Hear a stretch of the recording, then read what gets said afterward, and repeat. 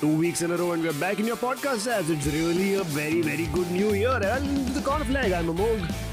I'm Prashant. And I'm Akash.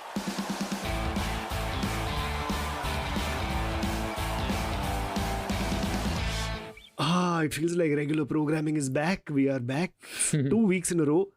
This has never happened before in the last 2 months. Yeah, last 2 months. I like that part. Yeah. Yeah.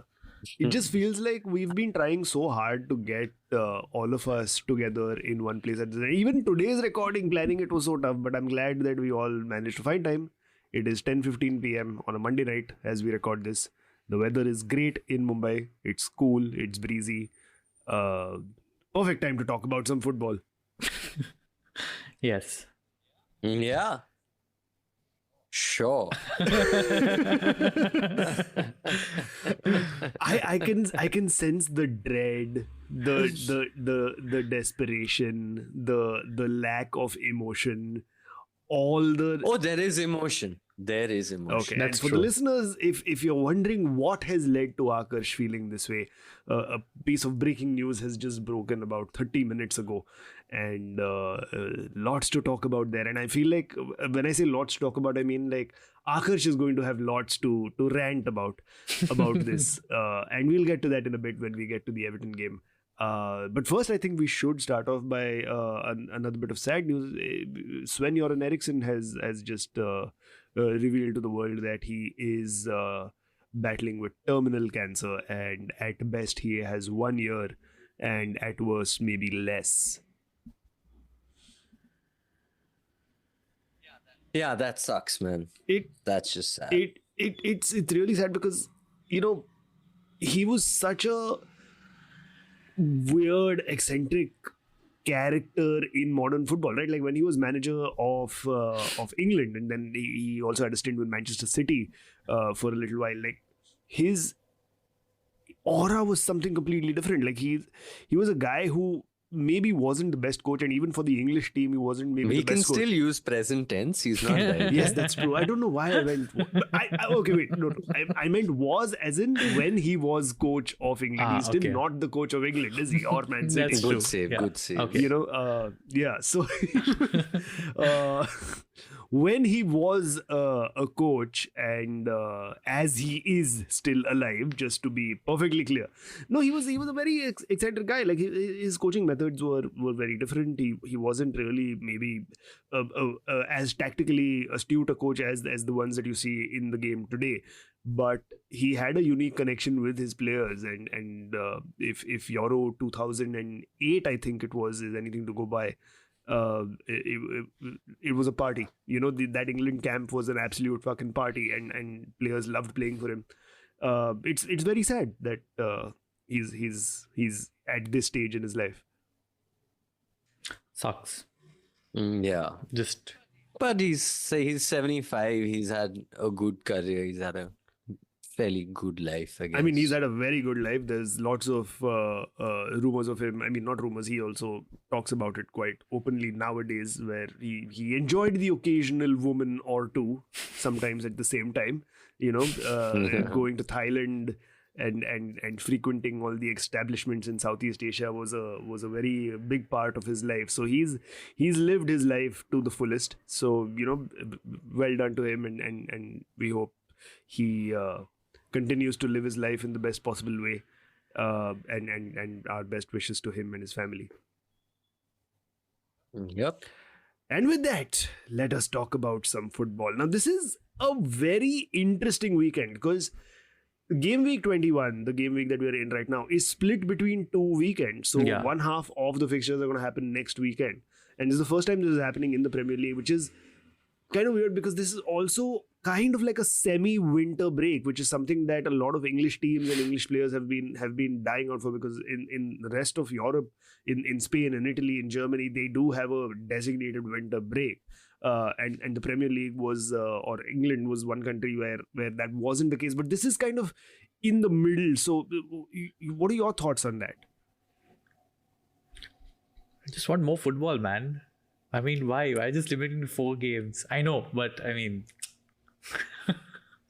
No, not just that. Honestly, I feel like it's unfair because all the teams have gone through a very, very, very difficult and busy festive period, like it always is in the Premier League. And I feel like the 8 teams that played this weekend are at a bit of a disadvantage because the other teams get longer to deal with the injuries that pile up during the November-December period. Fatigue piles up because FA Cup fixtures and Carabao Cup fixtures are Yeah. happening.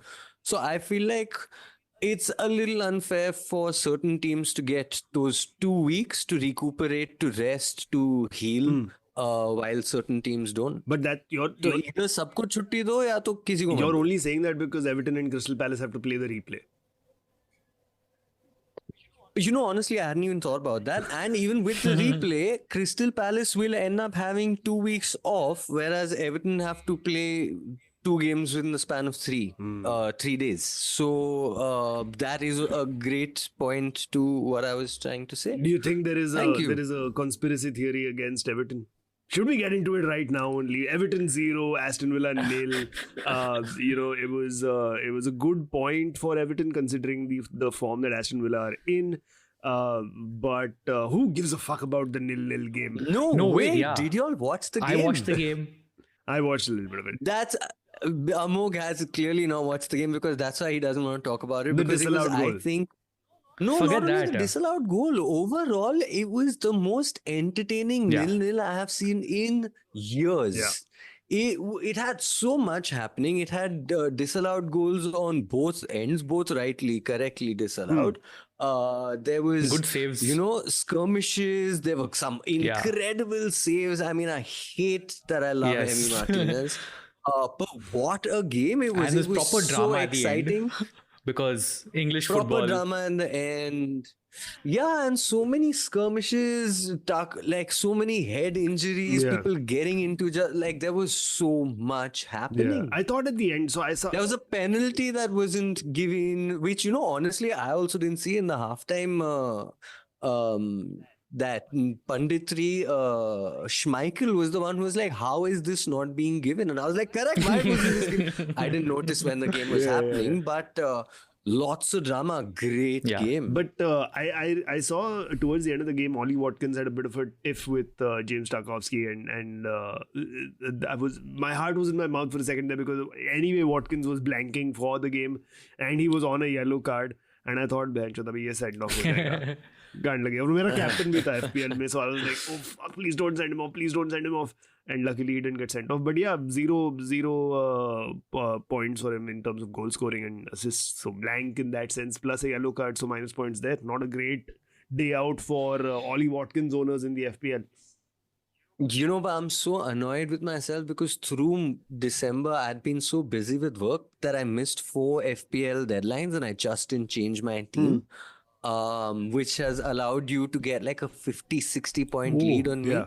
But this is the first game week where I actually made transfers. I took a -4 hit and I've got up a fair bit, I think. Yes, you in this first half of fixtures in Game Week 21, you've got 20 points more than me. Yeah, which is not bad. Not bad at But all. it's mainly the captain. I captained De Bruyne, which is a bastard. full punt, which worked out so well. Oh, dude. De Bruyne is different gravy altogether. मतलब क्या आदमी है वो, like.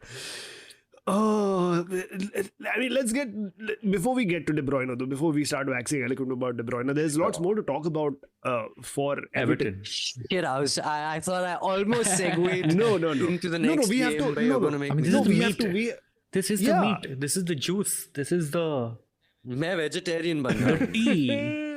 As We have to talk about this because just very, very recently now, about half an hour, 45 minutes ago, is when the news broke out that Everton and Nottingham Forest both might be sanctioned by the Premier League Have been sanctioned Like, yeah. for breaching some spending rules. So that means that the 10 points deduction that Everton have is one thing, but they might get a further points deduction, and Nottingham Forest might also get a 10-point deduction. Things are just... It looks like everything is going against Everton at this point. And what is it about these new sanctions that you can tell us, Akash? So I've done, like you said, this came out about half an hour ago, and yesterday is when, or rather earlier today is when the Athletic put out an article saying that this is very likely to happen. And a little bit of reading I've done, it basically covers the same period, the same financial period that Everton have already been sanctioned for. Right. Nottingham Forest is also a little bit of a weird calculation that they've had to make because the profit and sustainability rules usually apply for a 3-year period. But Forest have not been in the Premier League for 3 years, but they are already in breach of profit and sustainability rules. So both clubs, it's a little bit of a bizarre one. I don't exactly understand how they've come to this decision. I don't know why Everton are being sanctioned twice for the same period when they only defaulted by what was, I think, 19 and a half or 21 million, Right. something like Right. that. But basically, both clubs have been told and have acknowledged that they've been sanctioned and that they will continue to fight. Everton said we will continue to fight, and Forest said we will start our fight because different journeys Yeah. in Yeah. getting fucked over by the Premier Yeah. League. But yeah, so now it's going to be sent to another independent committee, like Everton's first sanction was, and then they will take a call of what the punishment is going to be, and then Everton are going to have to appeal it, and obviously the same applies to Nottingham Forest. Everton have in their statement called out that there are clear deficiencies in the Premier League's profit and sustainability rules because we're being sanctioned twice for the same crime, which makes no sense. But it's bizarre, man, and it's going to be a bizarre end to the season because look, Everton's first sanction happened a few months ago. The appeal process is still on, and there is hope that the appeal will be heard and a decision will be made before the end of the season. But with this second sanction happening, it I feel like what will end up happening is that the season will be over, And then they will. but we will not know who's gotten relegated Yeah. because this second sanction might not be decided yet. Even Forest, even Everton will have to, like, sit with a little bit of anxiety till this decision is being made. So I feel like we're going to be robbed of that final game week joy. Yeah. Because like last season, I remember we watched it together. When that Tukure goal went in, there was relief. There was that Yeah. outburst of relief and emotion that makes you feel like we've survived. Now it's going to be like, have we survived? And then there's going to be 2-3 weeks of uncertainty, which means the teams can't plan for the next season. Are you transferring in players for a championship team or a Premier League team? The Premier League is really starting to seem like a company that has no idea what it's doing and is being run by idiots from top to bottom, from the referees to the board to everyone. It just makes no sense. Yeah, I mean, in terms of Nottingham Forest, though, I just want to point out that maybe buying 20 players in one transfer window is really not the best way to go about it if you don't want to get sanctioned. I think that's as much of a smoking gun as there can ever be. But and I'm also looking at you, Chelsea. I know. You're not far behind. Like that's the No, but the other weird thing is that because these profit and sustainability rules are so bizarre, the plan is to change them at the end of the season. Before the start of the next season, the rules are going to change. So your Chelseas and your Manchester City will get away scot-free because by then the rules will change and it'll be something else that works for the bigger clubs. But the smaller clubs are really going to get fucked over. And the whole point of profit and sustainability is to make sure that a club doesn't go bust, or at least that's what they claim. But I think the way Everton's finances are, again, Everton's a club that's been run to the ground by idiots over the last 5-6 years since Moshiri came in. But I think the way it's going, I can totally see Everton going into administration and possibly folding over the next 5, maybe 7 years if we're unlucky. Oh man, because it'll be a dragged out death, but I don't know what's happening. It's that bad. I don't understand. Yeah, there's no money. Everton don't have any money to buy players. Yeah. Everton have, again, that whole takeover situation had happened where Everton announced that they are being sold subject to Premier League approval. The Premier League hasn't approved So they can't even yet. move with the sale. Yeah.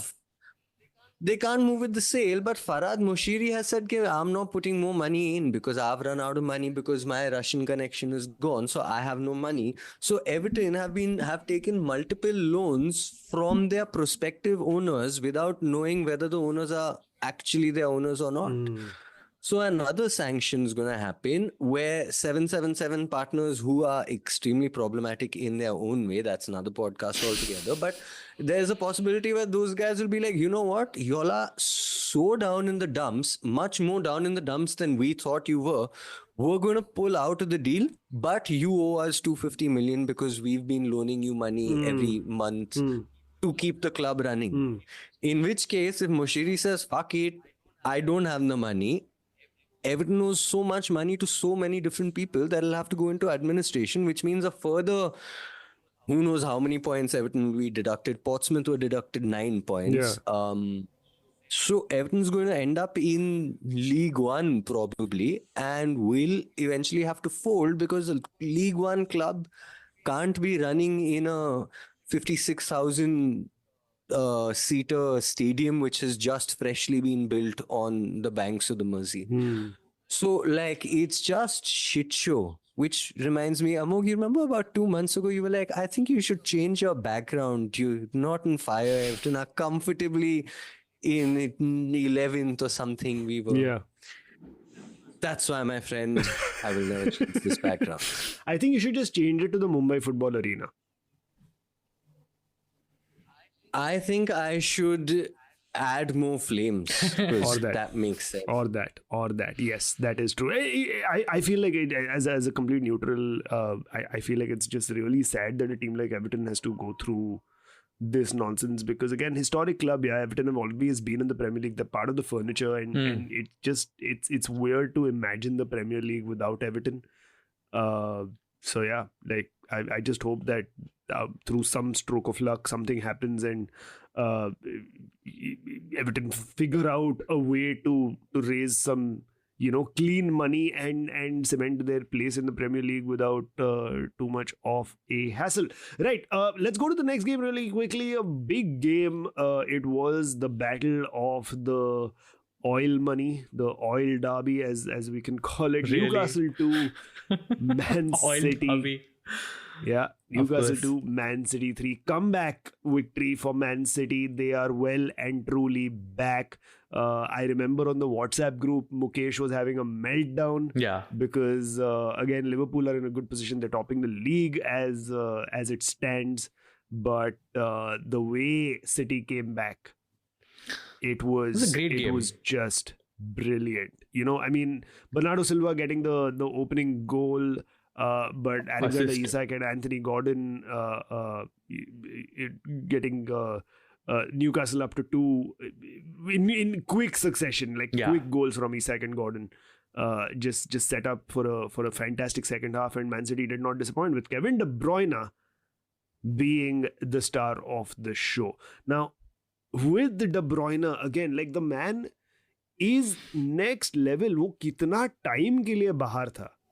Yeah. और वो जब भी आया वापस, like and I remember in the last episode Mookie was also talking about this. You know, he played against Huddersfield and he was back with a vengeance. Like it was almost like he never left. And he's come back with the fucking long hair now. It's ominous. It is ominous. उसका जो look है ना वो ominous है. Like ये आदमी, you know how a lot of people, like, you do this thing where you go up to the mountains for like 2 months and you just go to like find yourself and have some spiritual awakening, and you don't have time to shave or haircut or do any of that. Right. And you come back looking all haggard. वो वैसा आ गया. Like, he doesn't have time to get a haircut. So you can see how focused he's been on his football, and we are going to see the maximum effect of it. Yeah, man. I mean, so you pointed out that Mookie was having a meltdown and he was saying that why are they still hungry?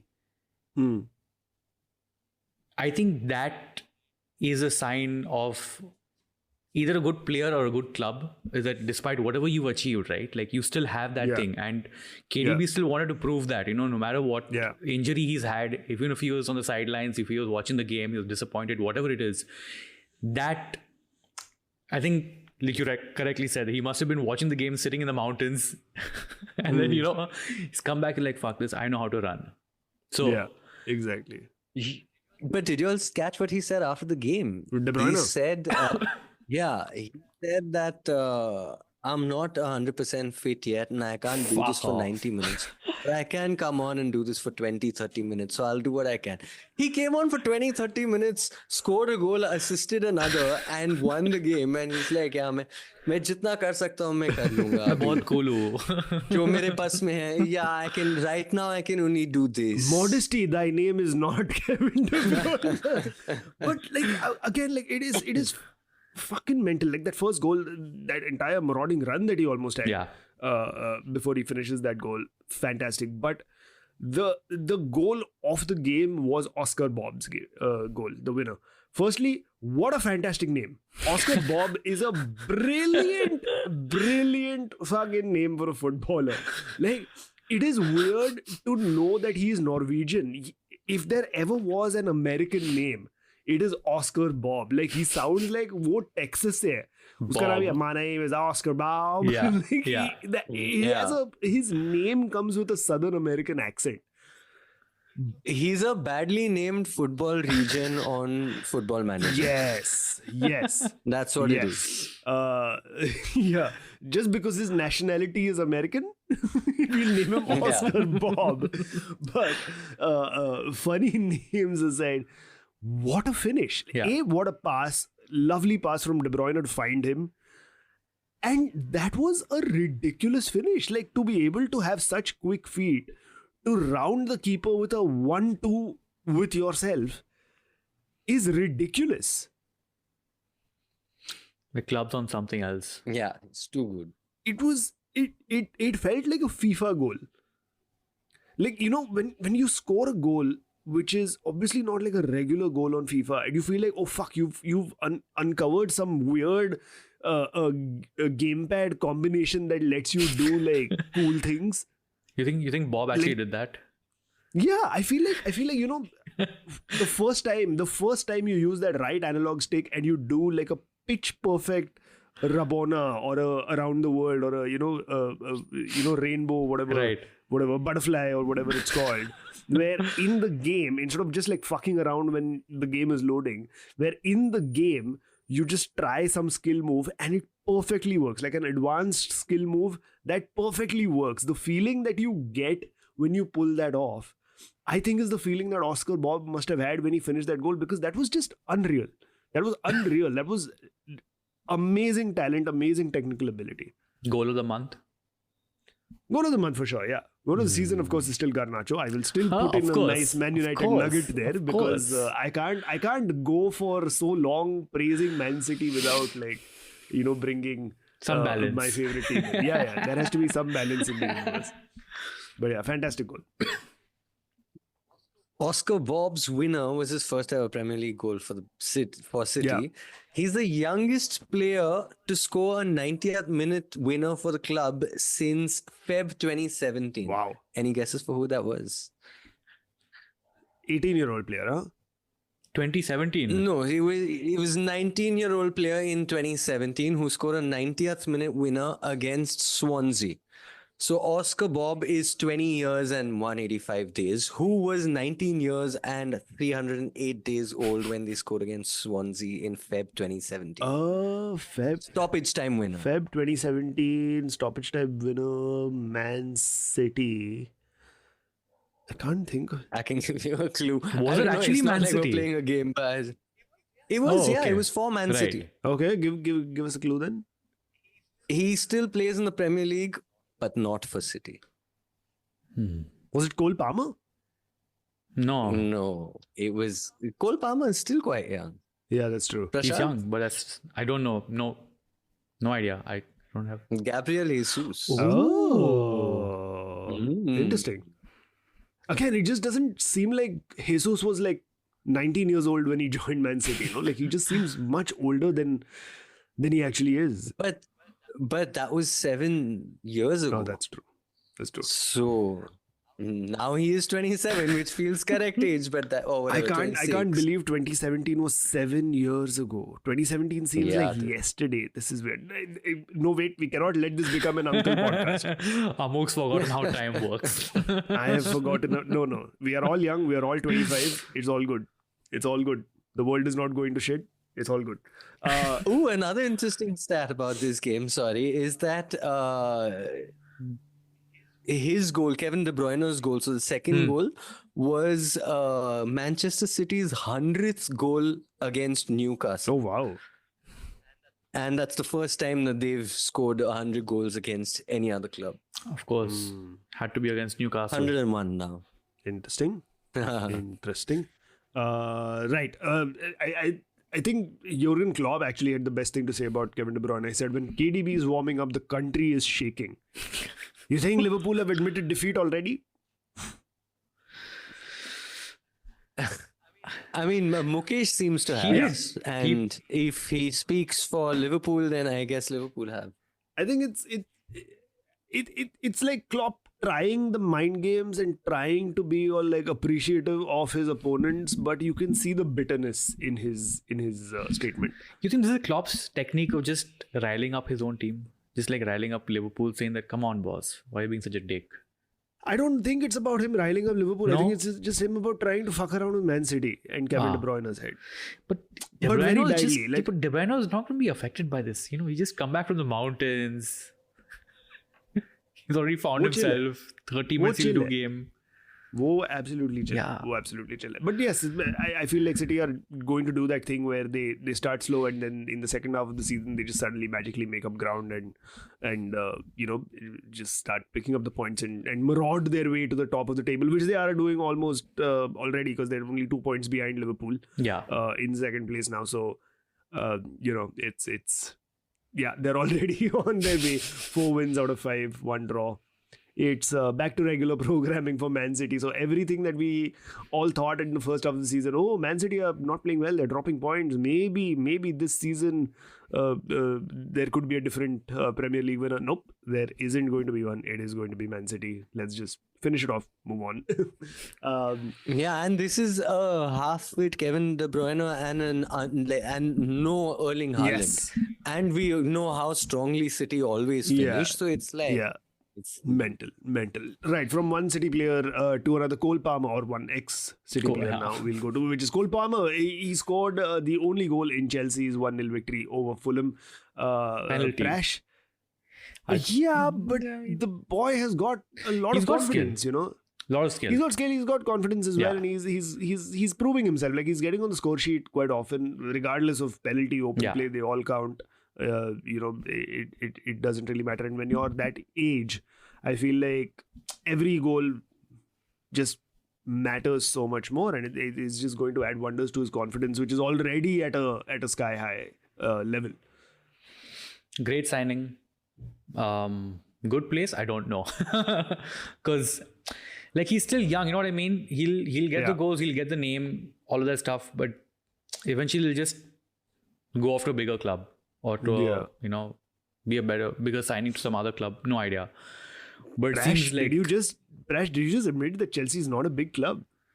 It's not a big club, man. It's not a big club. I think people need to realize this. Just because it's a big 6 historically. Yeah. So...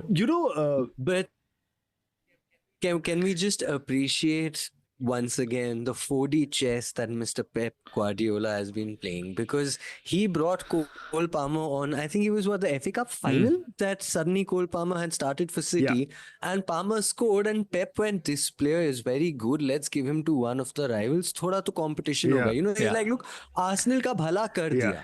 We give them Zinchenko, we give them Gabriel Jesus. Now, itna obvious favoritism we can't do to Arteta. Yeah. So now let's look elsewhere. He's just like, I need competition in life. Liverpool ke alawa sab log ko players do. Yeah. Best hai. Full 4D chess. But there also, Salah classes him. He's giving to these big clubs only. Everton ko do, Nottingham Forest ko do. You know, give the Classism. no, even give West Ham. Correct. I think if these clubs are going to be sanctioned like this for financial impropriety, then I feel like, considering the charges that Man City have against them, तुम लोग को City का point झड़क नहीं करना है, ठीक है. तुम लोग को उनको fine नहीं देना है, चलो ठीक है. But as punishment, they should give their best players to these teams for a season. Erling Haaland at Everton, Kevin De Bruyne at Nottingham Forest, Alvarez at West Ham. Wait. Are you saying that you're expecting Premier League to be Robin Hood? Yeah, now that you put it that way, I see how ridiculous that sounds. How delusional are Yeah, you? very. मैं United fan है. जो अभी तक matches देखता है United, तो that answers your question pretty well. But I feel like even with Cole Palmer, just going back to his transfer, there's new reports now that said that Cole Palmer didn't want to leave Man City on a permanent transfer. He wanted to go on loan. He still wanted to play for Man City. I'm sure he wanted to play for City. Thought Yeah, his of course. long-term future was there. He wanted to go on loan, and Guardiola said no. तो either जा रहा है या रह रहा है. ये in the middle वाला ऑन द फेंस नॉनसेंस नहीं चलेगा. ये इतना गंदा ब्रेकअप टाइप सिचुएशन हो गया है. ये प्रीति तुम मुझसे प्यार करती है या नहीं करती है? It's none of there's no other alternative. But Preeti still loves it.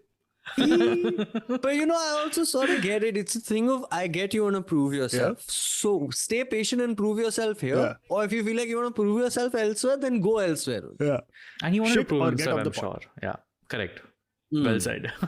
But I feel like now that is also going to lead to Cole Palmer being a fantastic player, because he's the kind of guy, I feel, who has the attitude to be like, Acha, this is how you want to treat me, I will fucking show you. And he will. I feel like when City play Chelsea, I feel like Cole Palmer is going to score. क्यों सपने दिखा रहे हैं? For sure, he'll score the 2 goals. No, he'll score 2 goals. City will still score 4 and win.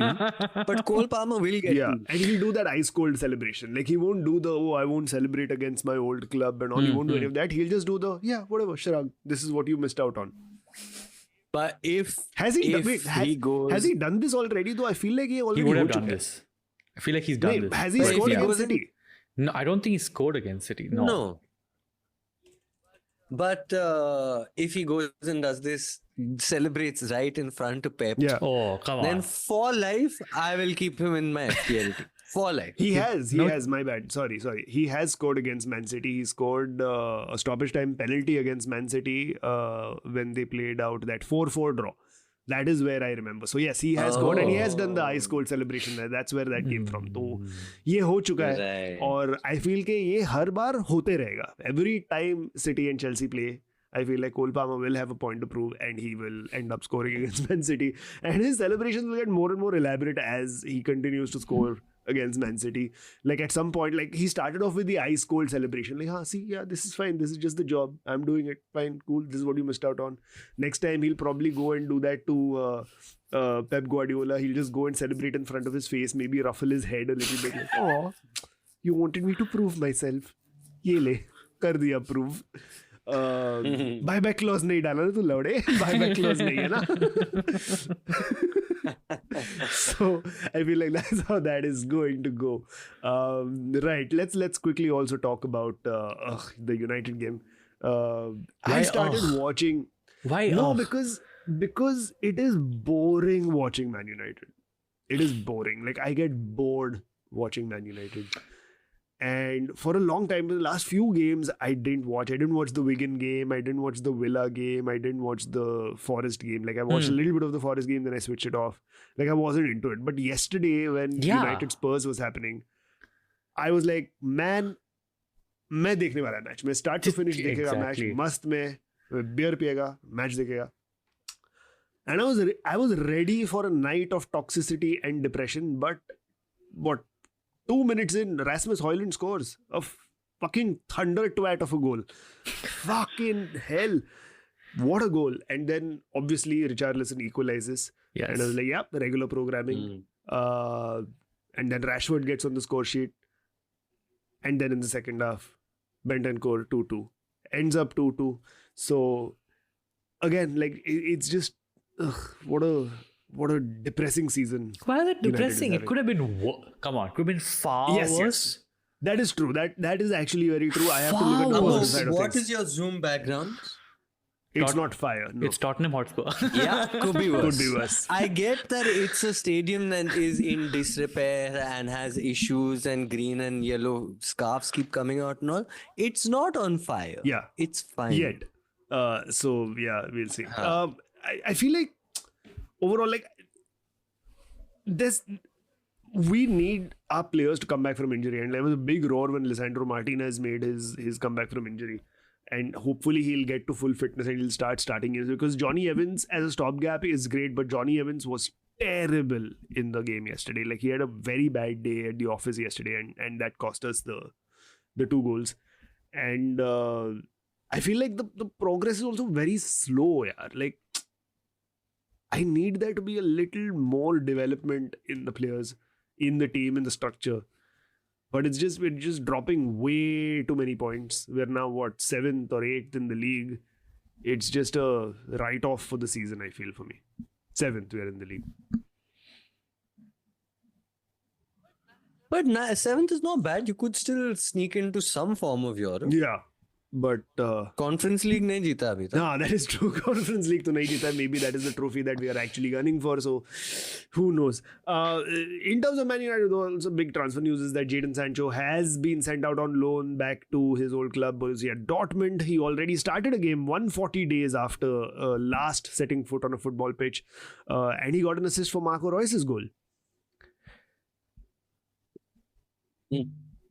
Anyway, good for him. Maybe Ten Hag shouldn't have been such a dickhead to. I don't know what it is. शायद Germany की beer अच्छी है, England की beer अच्छी नहीं है, but Sancho honestly hasn't worked out at Man United. Even when he was playing, he wasn't anything great. He wasn't living up to the potential that he had. But they've not. Correct me if I'm wrong, but I read that they haven't. United didn't allow a buy option in the loan. No.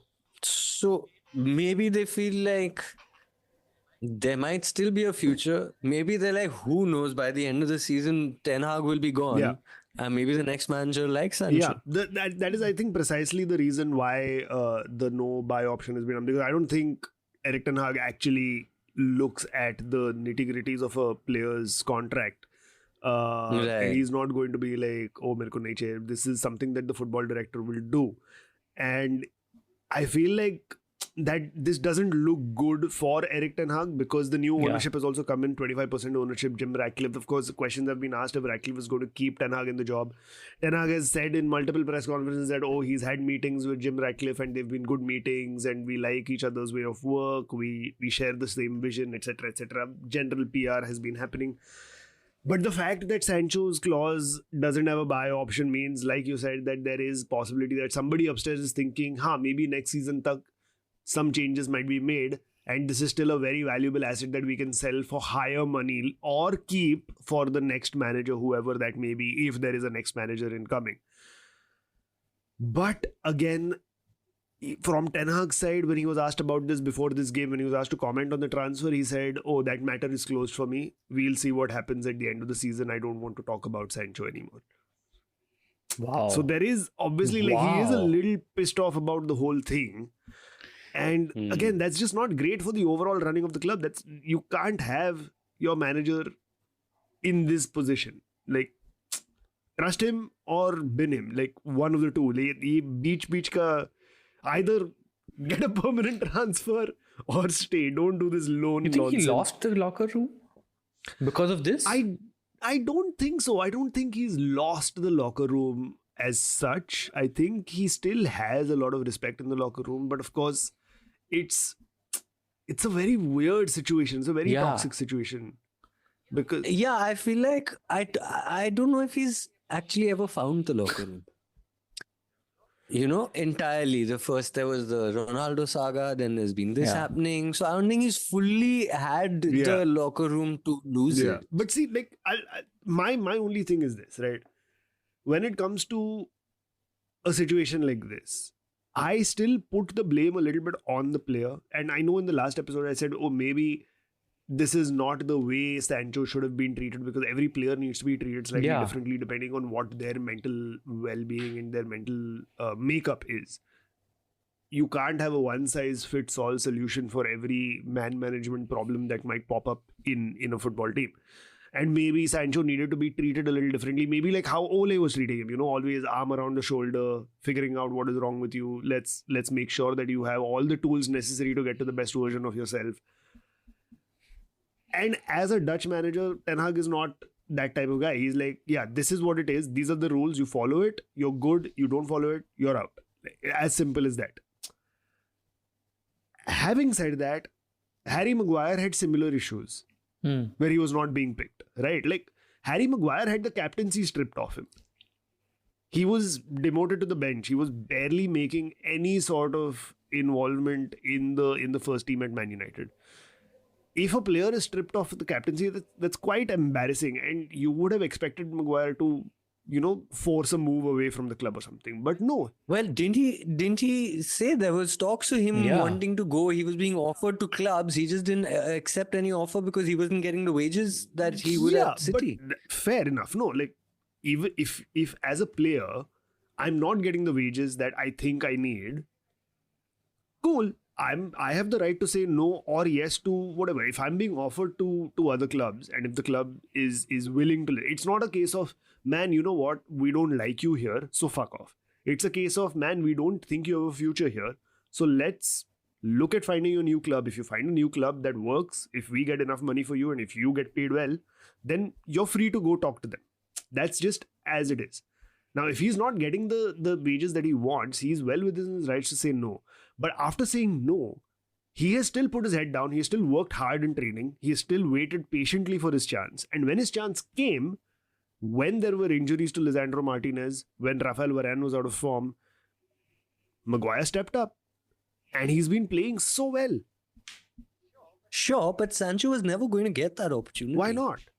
Because they were too harsh on him. Because the way Eric Ten Hag didn't give him a locker room, man. He wasn't allowed to eat at the training ground. Ghanta, he was going to get a chance to prove himself in training if he's not in training. But that is after the whole public Instagram post and all happened, no?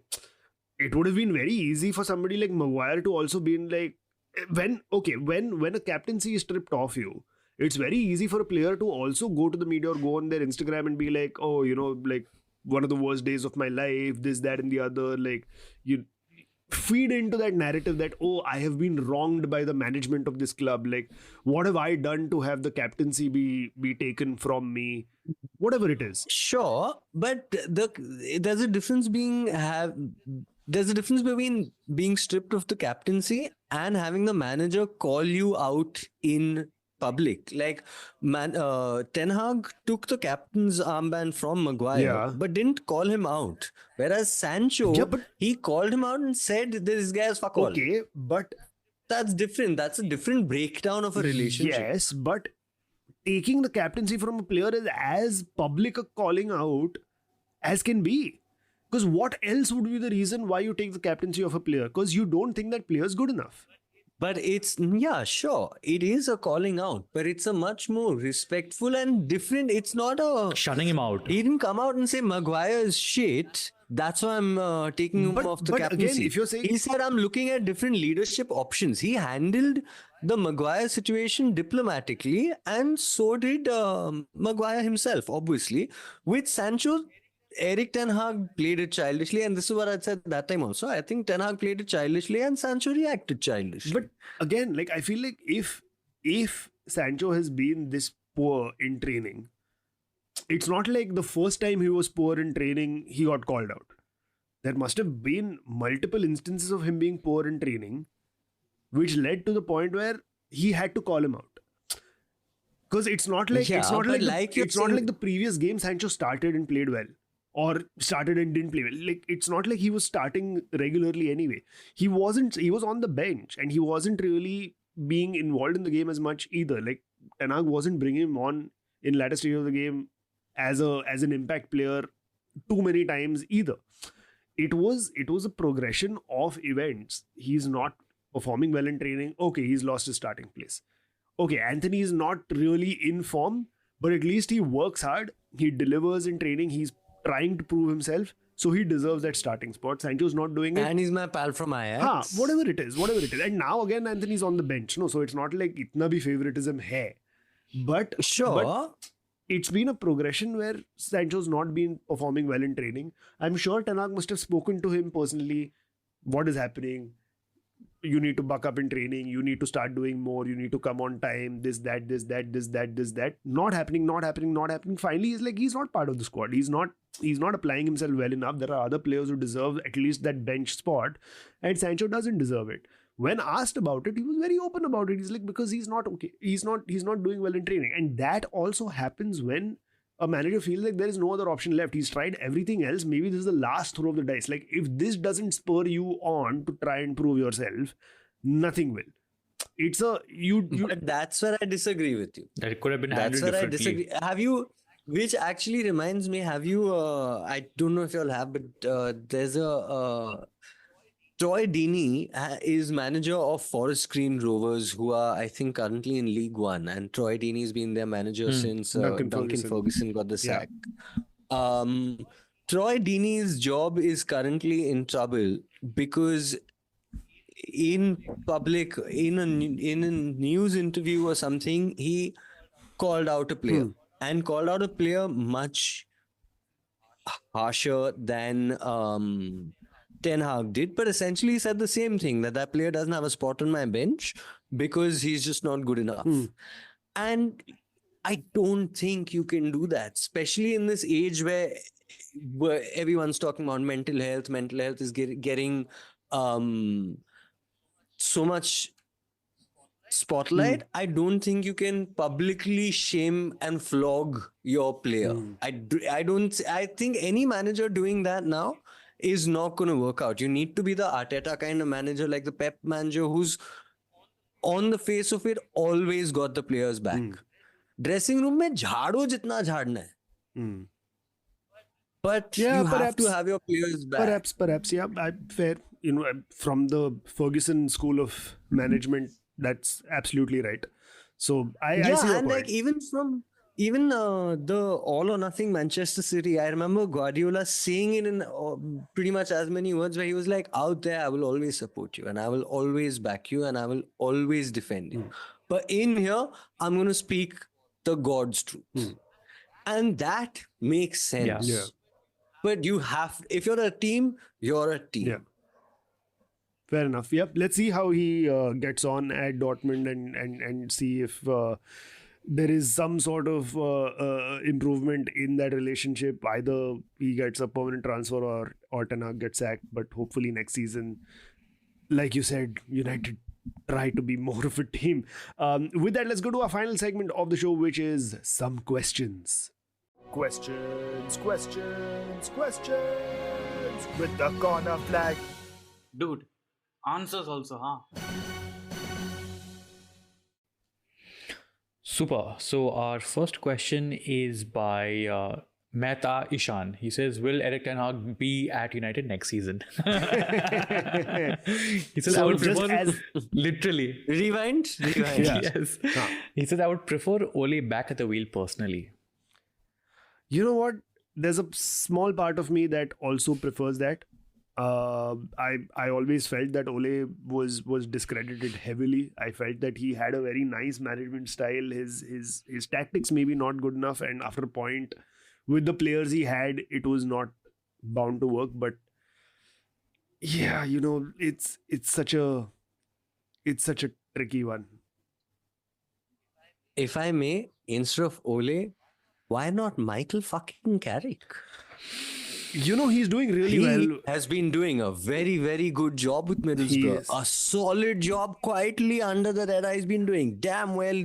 He beat Chelsea in the semi-final, right? Yeah. I mean, I feel like Michael Carrick is actually earning his managerial stripes and he's doing very well. I feel like, I'll tell you what my problem with a manager like Carrick is, and I'm very happy that he's doing so well in Middlesbrough, because again, when he was at United, I think he was one of my favorite players. What a classy midfielder Michael Carrick was. I feel like when the same Gareth Barry mold. yeah, but a little more class. Like Gareth Barry was still very rough. Michael Carrick was like No. Michael Carrick was fine wine. Gareth Barry was a refreshing beer. That's the difference. Both equally good. Sometimes you need one over the other, but the differences are very, very obvious. No, I feel like with this new breed of English managers, these former English players who become managers, right? It's very hard to judge their careers or to judge the trajectory of their careers with their first job. This is still Michael Carrick's first job in management, and he's doing a fantastic job. But let's look at the other managers that have had similar Ole's first job was at Molde, no? yeah, And then he got the United job. yeah, Cardiff after that as well, and then Cardiff. Molde, Cardiff, Molde again, then United. But again, like and I put Ole in this as well. But Frank Lampard did really well at Derby County, Yeah. did terribly everywhere else. Wayne Rooney did really well at Derby County, did terribly everywhere else. Like he just got sacked as Birmingham manager as well because he took Birmingham from 6th place to 20th place. Like terrible. Why would you sack your manager when you're in 6th place? That was a Birmingham error, yes, but also like it was just terrible. And I feel like these managers, when they get their first job, Steven Gerrard, another example of that. I feel like when they get their first jobs in management, when it's at a relatively smaller club, it really works because the players at that club are just very happy to have somebody of that profile managing them because they've never been exposed to that level, right? Like players at Middlesbrough are like, oh fuck, it's Michael Carrick. He won the Champions League with Manchester United. He's played with Ronaldo. He's played with Tevez. He's played with Rooney. He's played with all these guys. He's played under Ferguson. He comes with so much experience, and the guys at Middlesbrough are just in awe of him, and they want to work for him. They want to impress him. But then when he moves to a bigger club, let's say he moves to a Man United, none of these brats are going to be like, this guy is so great. They're going to be like, tu kya hai? Tu kya kiya life mein? And at that point, you need somebody who has the authority to be like, yeah, fuck you. I'm the manager and you do as I say. And that is where Ole also lost out because after a point, the vibes just ran out and they were like, हाँ पर तू क्या किया actually management life में? So there is that. How is having a manager who's saying, I'm the manager, shut up and do what I say, working out for you? Clearly in not Sancho's well. case, not so much, no. So yeah, it's a very tough one to fully. No, but that's what I'm saying. I feel like as a third person, as an outsider, for me, United is a vibes wala club. You can't, there are certain clubs where you need the vibes, and there are certain clubs where you can work with a taskmaster. Yeah. Like I feel like Chelsea, I can see working with a taskmaster. Liverpool, sure. Yeah. United has always been a vibes wala club. Yeah. They need a vibes wala manager. Fair. Next question is by Noob Clicks. He says, till which game week does Liverpool title run last? Next week? I think it'll go down to the wire. I'll tell you why. Because Liverpool are playing well. Like they've only lost one game in the 20 that they've played. That's the lowest loss counter from every team in the Premier League. Or rather the least number of games lost. The closest second team is Man City with 3 losses, right? So if you look at it that way, Liverpool have had a better first 20 games than Manchester City, and the fact that they're top of the table right now proves it. And I feel like their form will continue because the signings that they made, like Endo has been a very, very good signing to just shore up that midfield for them. Szoboszlai has also been doing well. Salah is just finding new levels of form with every season. But he's going to the African Cup of Nations. Yeah, he's going to the Cup of Nations now, but he will be back. Like it's an inopportune time for Liverpool, yes. But I feel like they have it. And Endo is going to the Asian Cup. Yeah, but again, like when it comes to between Salah and Endo is not that important, to be fair. Their next game is against Bournemouth, which again should be fairly easy for them. I feel like even if they drop a few points right now, they will still, once Salah comes back, find their feet again, get back into it. Right. And I feel like they will take Man City to the wire. Yeah.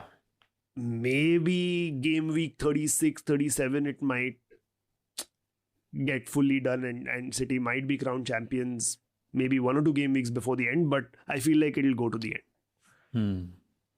Fair. I was just speaking to a Liverpool supporter friend of mine, and he also said it'll go to the end. I feel like it'll last till like the 33rd, 34th game. That earlier? Yeah, I think Man City will be champions by 35th game. Okay. We'll see how that goes. We shall see. The next one is by Daksh7. He says, Raya or Ramsdale, who should start for Arsenal in your opinion? And can we see United sneak in the top 4? I think with the first half of the question, Akash, you've made your thoughts on the goalkeeping situation at Arsenal very, very clear. So if you want to just reiterate that. Oh, for me, I feel like Raya, man. I feel like Arteta knew that Ramsdale was not good enough, which is why he made this Brentford deal. And Raya, I think, is hands down the better player. In fact, I feel like I'm sure Arteta regrets giving Emi Martinez away, but Raya is a very good keeper in my opinion. Yep. And his second half, that is, can we see United sneak in the top 4? Nope. Nope. It is. And the last one is by Ashwin040. He says, guys, FPL updates. Can Luton actually survive this season? Okay, 2 things. First, I hope not. So 2 parts to this question, right? So FPL updates, as we mentioned earlier in the podcast, I feel like I started off really well. I've had a bit of dip in form. Then Akarsh's busy schedule has led me to open the gap between him and me a little bit more because he missed 4 weeks of changes. But he's back now, so he's gaining momentum again. I've had a terrible game week 21 so far. Captain is blanked. Alvarez blanked. There's no Haaland, there's no Salah, there's no Son. So my team is very bare bones. I'm playing 5 defenders, 2 midfielders and 3 forwards. I'm playing a very bad formation. You're still playing FPL even, at least, Amok. Yeah, fair. That's one way of looking at it.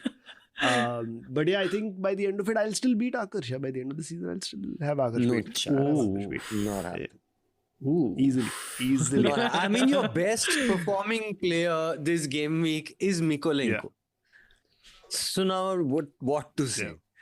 Everton clean sheet is the best thing that has happened to you and one of the most unlikely things that ever happens. Diogo Jota hat-trick incoming against Bournemouth. Mark my words. Sure. And that's all the questions, guys. Sorry, wait, wasn't there a second half? He had a second half. He did. He says, can Luton actually survive this season though? Yes. So in terms of the Luton bit, I feel like they can survive this season. Because Brentford are not really playing very well. They're only 5 points off bottom, if I'm not mistaken. No, they're 10 points off bottom. No. They're 3 points off bottom. They're 3 points of 18th place Luton, but they have 2 games in hand. Yeah, but Brentford will be fine. No, Brentford have also lost their 5 games. They've lost all 5 games and they're playing Nottingham Forest next, who are just 1 point ahead of them. I feel like so I feel like Brentford could realistically go down this season as things stand. And Luton, on the other hand, have started picking up some interesting results. They've got 2 victories. They beat Newcastle. They beat Sheffield United back to back, and then they got a draw against Burnley. So yes, so they've started picking up points a little bit. The other thing is now with these new sanctions on Everton and Nottingham Forest, so further sanctions on Everton and more and a new set of sanctions on Nottingham Forest. If that comes to fruition, if those 2 teams get points deducted, then that changes the landscape of the relegation battle altogether. I feel like keeping those things in mind, there is a chance that Luton can actually survive this season in the Premier League. Because again, if you look at it, Burnley are 4 points behind them in 19. So there is still, it's not a big gap, but there is still a gap. And Luton have a game in hand. Of course, that game in hand is against Brighton, which is next. But they are in a better place right now from the 3 teams that are in the bottom half or in the bottom 3. And I feel like with everything else that's happening, we might just see Luton survive. Yeah, I feel like if they do survive, it'll be thanks to Everton or Forest and the points deductions, plural. Yeah. Yeah. And I feel like, if Everton aren't getting relegated because of this second sanction, they'll find a third one. They'll be like, Everton will go down, and then Luton is the most likely out of the bottom three to survive. Yeah. Fair. Unfortunately. Yep. And that's the end of the questions.